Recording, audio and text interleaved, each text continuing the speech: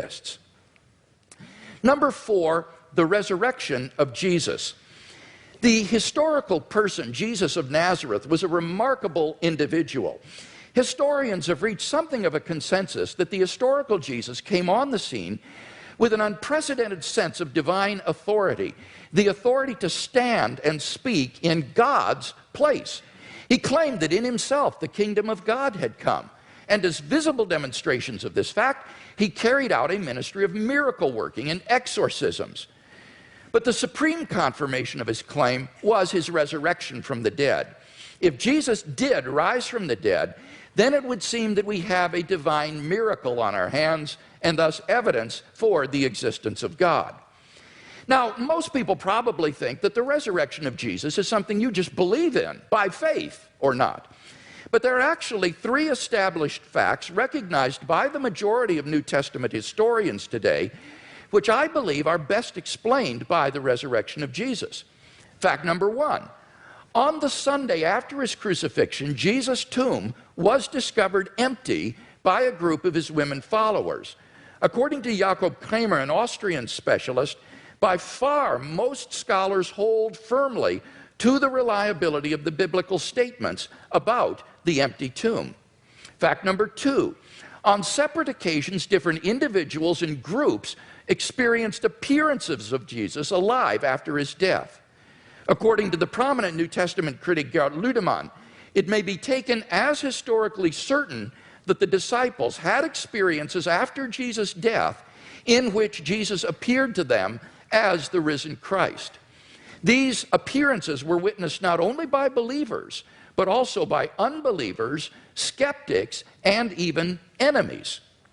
Fact number 3, the original disciples suddenly came to believe in the resurrection of Jesus, despite having every predisposition to the contrary. Jews had no belief in a dying, much less rising Messiah, and Jewish beliefs about the afterlife prohibited anyone's rising from the dead before the resurrection at the end of the world. Nevertheless, the original disciples came to believe so strongly that God had raised Jesus from the dead that they were willing to die for the truth of that belief. N.T. Wright, an eminent New Testament scholar, concludes, that is why, as a historian, I cannot explain the rise of early Christianity unless Jesus rose again, leaving an empty tomb behind him. Attempts to explain away these 3 great facts, like the disciples stole the body or Jesus wasn't really dead, have been universally rejected by contemporary scholarship. The simple fact is that there just is no plausible naturalistic explanation of these facts. And therefore, it seems to me the Christian is amply justified in believing that Jesus rose from the dead and was who he claimed to be. But that entails that God exists. Finally, number 5, the immediate experience of God. This isn't really an argument for God's existence. Rather, it's the claim that you can know that God exists wholly apart from arguments, simply by immediately experiencing him. Philosophers call beliefs like this properly basic beliefs. They aren't based on other beliefs. Rather, they're part of the foundation of a person's system of beliefs. Other properly basic beliefs include the belief in the reality of the external world, the belief in the existence of the past and the presence of other minds like your own. When you think about it, none of these beliefs can be proved. But although these sorts of beliefs are basic for us, that doesn't mean they're arbitrary. Rather, they're grounded in the sense that they're formed in the context of certain experiences. In the experiential context of seeing and hearing and feeling things, I naturally form the belief in a world of physical objects. And thus my beliefs are not arbitrary, but appropriately grounded in experience. They're not merely basic, but properly basic.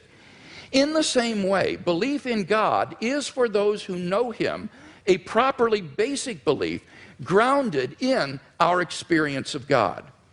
Now, if this is right, there's a danger that arguments for God's existence could actually distract your attention from God himself. If you're sincerely seeking God, then God will make his existence evident to you. We mustn't so concentrate on the external arguments that we fail to hear the inner voice of God speaking to our own hearts. For those who listen, God becomes an immediate reality in their lives. So, in conclusion then, we've seen 5 good arguments to think that God exists.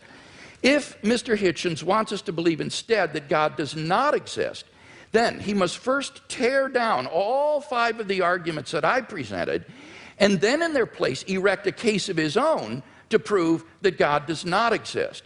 Unless and until he does that, I think that theism is the more plausible worldview.